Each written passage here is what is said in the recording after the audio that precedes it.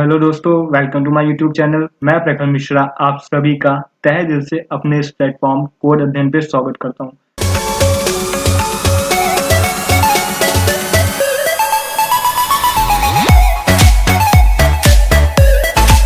दोस्तों, जैसे कि हम लोगों ने अपनी लास्ट वीडियो में सीखा कि कैसे हम जेडीके अपने पर्सनल कंप्यूटर पे इंस्टॉल करते हैं और कैसे उसके एनवायरमेंटल वेरिएबल्स को सेट करते हैं जिससे हम कोई भी जावा प्रोग्राम को अपने सिस्टम में रन कर सके। दोस्तों, होपफुली आपको वो समझ में आया होगा पूरा। और चलिए हम अपनी प्रथा को कंटिन्यू करते हैं, जो कि थी हमारी क्वेश्चन का आंसर दे देने। तो दोस्तों, हमारा जो क्वेश्चन क्या था, क्वेश्चन ये था कि if we make any changes in our dot byte file then what will be its effect. तो चलिए इसका आंसर होपफुली आप सबने देखा होगा, थोड़ा सा बुद्धि लगाई होगी और जी हाँ कमेंट पे जरूर किया होगा। चलिए फिर आगे इसका आंसर देखते हैं कि उसका इफेक्ट क्या होगा। तो दोस्तों, ये होगा इसका effect, error error error error error. जी हाँ दोस्तों, वो एक एरर देगा, क्योंकि as we all know that Java is a platform independent as well as it is a portable language. अगर वो प्लेटफॉर्म इंडिपेंडेंट हो, साथ में पोर्टेबल भी होगी, मीन्स एक कंपनी से दूसरी कंपनी उसको भेजा भी जा सकता है, ठीक है। उस और अब हमारा ये सिक्योरिटी पर्पज से देखा जाए, अगर आप किसी एक कंपनी से अपनी वो फाइल दूसरी कंपनी में भेजते हैं, तो जो बीच का मीडिएटर होता है वो उस सोर्स कोड को समझ सकता है और उसको अपनी दूसरी कंपनी को एज अ सेल कर सकता है। तो इस चीज को प्रिवेंट करने के लिए जावा ने dot byte file mean dot class file को ट्रांसपोर्ट करता है, जिससे अगर कोई भी चेंजेस बीच में उसमें हो तो वो जाके डेस्टिनेशन प्लेस पे कंपाइल ना हो। समझ रहे हैं, ये एज अ सिक्योरिटी पर्पज जावा पर देता है। और अगर चेंज नहीं है तो वो सक्सेसफुली वहां पे कंपाइल हो जाएगा और डेस्टिनेशन पर्सन को आपका सोर्स कोड मिल जाएगा। तो दोस्तों, ये एक जावा का बहुत ही अच्छा फंक्शन है और यू कैन से कि बहुत ही अच्छी चीज है जो हम लोग को प्रोवाइड कराता है, ठीक है। तो दोस्तों, चलिए अब आगे अपना अध्ययन हम लोग कंटिन्यू करते हैं, प्रस्थान करते हैं हमारे आज के टॉपिक पे। तो आज का टॉपिक क्या है, चलिए देखते हैं। तो दोस्तों, आज का टॉपिक हमारा है क्लास एंड ऑब्जेक्ट्स का। क्लास एंड ऑब्जेक्ट्स हमारा बहुत ही इंपॉर्टेंट रोल प्ले करता है एज अ जावा प्रोग्रामिंग में। तो दोस्तों, होता क्या है जनरली, चलिए आगे हम लोग बढ़ते हैं। क्लास ऑब्जेक्ट, ये जो मेन चीजें हैं वो हमारे जावा में इसका मतलब यही होता है। देखिए सिंपली मैं आपको एक ऑब्जेक्ट दूंगा, अब आपको स्क्रीन पे कुछ दिखेगा। सबसे पहले देखिए, अब आपको दिखने जा रहा है यहाँ पे स्कूल, ठीक है, ये आपका एक स्कूल है। आफ्टर दैट एक क्लास स्कूल में, उसके बाद एक यहाँ पे आपको चिल्ड्रंस दिखेंगे, मीन्स स्टूडेंट दिखेंगे। तो दोस्तों, जो ये हमारा स्कूल होता है ये हमारा पैकेज होता है। उसके बाद जो हमारा एक क्लास है वो जावा में क्लास ही होता है, और जो ये हमारे स्टूडेंट है वो जावा में एज अ ऑब्जेक्ट ट्रीट होते हैं। जैसे कि आपने देखा कि इस स्कूल के अंदर क्लासेस आती हैं, क्लासेस के अंदर स्टूडेंट आते हैं, वैसे ही पैकेज के अंदर क्लास आती है, क्लास के अंदर ऑब्जेक्ट्स आते हैं। सो बहुत सारे स्टूडेंट मिलकर क्लास बनाते हैं, वैसी collection of object is a class. After that class is a template, blueprint और contract that defines what an object data field means. जितने भी स्टूडेंट होते हैं, अगर वो एक क्लास में है और उस क्लास का नाम है सेक्शन बी या सेक्शन ए, कुछ भी है, सेकंड क्लास सेक्शन ए, सो वो जो उसका नेम होता है उस नेम से वो ऑब्जेक्ट जाने जाते हैं, ठीक है। जैसे कि यहाँ हमारे स्क्रीन पे दिख रहा है, देखिए नेम और ग्रेड हमारे वेरिएबल्स हैं। आफ्टर दैट गेट नेम और प्रिंट ग्रेड हमारे मेथड्स हैं। देखिए कुछ परेशान होने की जरूरत नहीं है, ये मैं आपको अभी आगे बताऊंगा कि वेरिएबल मेथड क्या होता है। बस ये याद रखिए, जो हमारा क्लास होता है वो वेरिएबल और मेथड से बनता है, और जो होता है उसके अंदर वो ऑब्जेक्ट होते हैं, ठीक है। तो ऑब्जेक्ट जैसे यहाँ पे देखिए एक स्टूडेंट है, स्टूडेंट एक आपकी क्लास है, उसके बाद ये पॉल और पेटर इसके दो ऑब्जेक्ट हैं, ठीक है। मींस स्टूडेंट के अंदर दो लोग आ रहे हैं, पॉल और पीटर। उसके बाद इन दोनों का नेम अलग अलग है, ग्रेड अलग अलग है, ठीक है। गेट नेम और प्रिंट ग्रेड का दोनों जो फंक्शन है इनके दोनों सेम है। तो ये हमारे टू इंस्टेंस है ऑफ क्लास स्टूडेंट। समझ रहे हैं, ये आपका क्लास का कंसेप्ट है। बस ये याद रखिए, क्लास ऑब्जेक्ट्स को होल्ड करती है और एक कलेक्शन ऑफ ऑब्जेक्ट को क्लास कहते हैं, और कलेक्शन ऑफ क्लासेस को ही हम लोग पैकेज कहते हैं। चलिए ये आपका क्लियर होता है। चलिए अब हम लोग देखते हैं कि ऑब्जेक्ट ऑब्जेक्ट देखिए क्या होता है। ऑब्जेक्ट कुछ नहीं होता है, हम भी एक ऑब्जेक्ट हैं। आपके सामने रखा हुआ आपका फोन लैपटॉप वो है, वो भी एक ऑब्जेक्ट है। सब चीज हमारे सराउंडिंग्स में एक ऑब्जेक्ट होती है। तो उसकी तीन कैरेक्टरिस्टिक भी होती हैं। स्टेट, जैसे कि हमारा लैपटॉप अगर सामने रखा है तो किस स्टेट में, ऑन स्टेट में। आफ्टर दैट बिहेवियर, मीन्स वो बिहेव कैसा करता है, मीन्स उसका काम क्या होता है। आप खुद देखिए कि आपको ये वीडियो शो करता है, जैसे आप मेरी वीडियोस देख रहे हैं यूट्यूब पे तो वो आपको शो कर रहा है। आप अभी आप लाइक सब्सक्राइब करेंगे तो वो आपको करने देगा। मीन ये सब इसकी बिहेवियर है। आइडेंटिटी क्या होता है, मीन्स उसकी पहचान क्या होती है। It is use internally by the JVM to identify each object uniquely.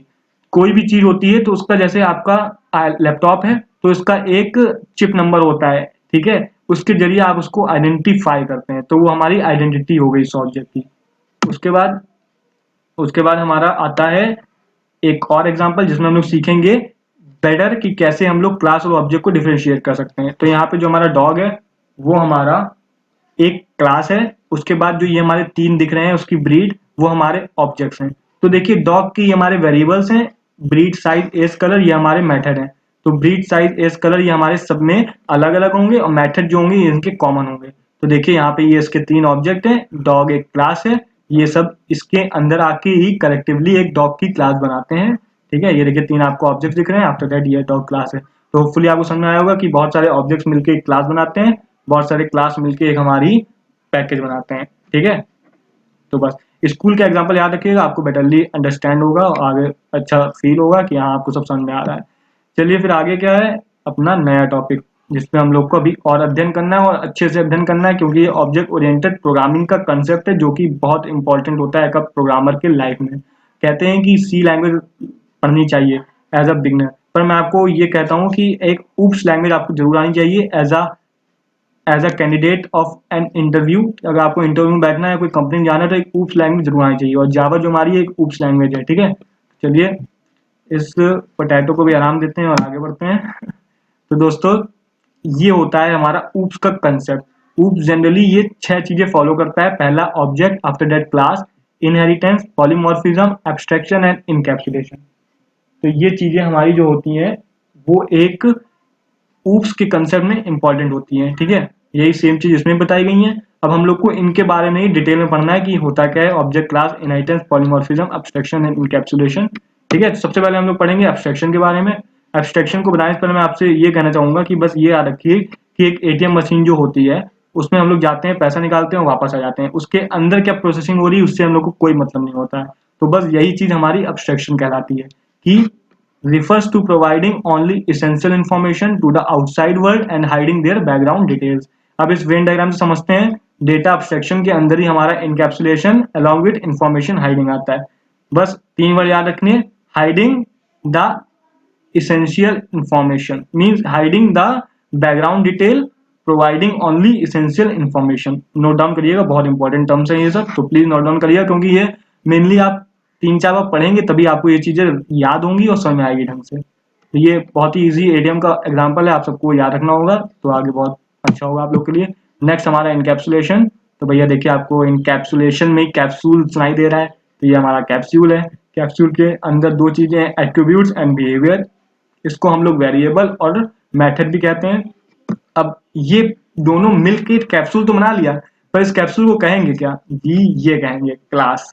तो इस कैप्सूल जो कि एट्रीब्यूट्स और बिहेवियर से बनता है उसको हम लोग नाम देते हैं क्लास, इसीलिए हमको इनकैप्सुलेशन कहते हैं। अब इसको हम लोग इंग्लिश में कैसे बोलेंगे, wrapping of attributes and behaviour into a single unit call class. ठीक है, तो यही इसकी डेफिनेशन है और कुछ पढ़ना नहीं है आपको, यही लिखा है, encapsulation is a mechanism through one can wrap Java code that is behavior and member within a single unit called class is basis of encapsulation in Java। Encapsulation हमारी जनरली सिक्योरिटी प्रोवाइड करती है, so it is used to modify our implemented code without breaking the code of others who use our code। ठीक है, so generally काम यही होता है इसका कि हमारे पासवर्ड क्रिएट करती है जावा में और हमको सिक्योरिटी प्रोवाइड करती है। तो चलिए नेक्स्ट पे आते हैं जो कि होगा हमारा पिता बेटे का खेल। ये आपका पिताजी हैं, ये हम आपके बेटे जी हैं। तो ये जो पिताजी है इनको हम लोग बेस क्लास बुलाएंगे और बेटे जी को हम लोग बुलाएंगे डिराइव क्लास। अब इसका मतलब क्या होता है, यहाँ पे हम लोग ने इसका एग्जांपल क्यों लिया, क्योंकि जब कोई बेटा होता है तो उसके अंदर जो हैबिट्स होती हैं अपने पापा की होती हैं। ठीक है, तो उसने क्या करी, वो हैबिट्स इनहेरिट करी ना अपने पापा से। इनहेरिट मतलब होता है एक्वायर करी है, तो किससे एक्वायर करी है उसको हम लोग बेस क्लास कहते हैं, और किसने एक्वायर करी है वो हमारा डिराइव क्लास। मतलब हम लोग डिराइव क्लास है अपने पापा के और हमारे पापा डिराइव क्लास है अपने पापा के, समझ रहे हैं, इसको हम लोग कहते हैं इनहेरिटेंस। तो इनहेरिटेंस को बोलेंगे क्या, is a process where one object acquires the properties of another object. जैसे मैंने बताया हम सब एक ऑब्जेक्ट हैं। सब क्लास क्या होता है, class with inherits the properties of another class is called सब क्लास। मीन जो हमारी ये बेटा है वो सब क्लास है अपने पापा का, और पापा जो है वो सुपर क्लास है अपने इस बेटे के। तो इसमें हमारे 2 कीवर्ड यूज होते हैं इस फेनोमिना में, एक्सटेंस एंड इम्प्लीमेंट। ये सब देखिए आपको नोट करना है, ये सब अलग कंसेप्ट है जावा में। अभी जब मैं आगे वीडियोस बनाऊंगा तो इस पे अभी आऊंगा, डिटेल में स्टडी करेंगे। तो ये हमारे टर्म्स आपको याद रखने हैं, सुपर क्लास, सब class, extend, implements and inheritance. ठीक है। ये हमारा आपका सुपर क्लास को ही हम लोग बेस केस भी कहते हैं, बेस क्लास भी कहते हैं, और हमारा जो सब क्लास होता है उसको हम डेराइव क्लास भी कहते हैं। तो चलिए आगे बढ़ते हैं अपने लास्ट कंसेप्ट की तरफ से, जो कि है पॉलीमॉर्फिज्म का। Polymorphism is generally combined of two words, दो वर्ड से बना है। पहला पॉली, जिसका मतलब होता है हमारा मेनी, और मॉर्फ्स मतलब होता है फॉर्म, मीन्स मेनी फॉर्म। जो चीज मेनी फॉर्म में एग्जिस्ट करे उसे हम लोग कहते हैं polymorphism. The ability to exist in different form is called polymorphism. तो पॉलीमॉर्फिज्म हमारे दो तरह से इंप्लीमेंट होते हैं, एक होता है डायनेमिक और दूसरा होता है स्टैटिक। उसको हम लोग कहते हैं रन टाइम भी और कंपाइल टाइम भी।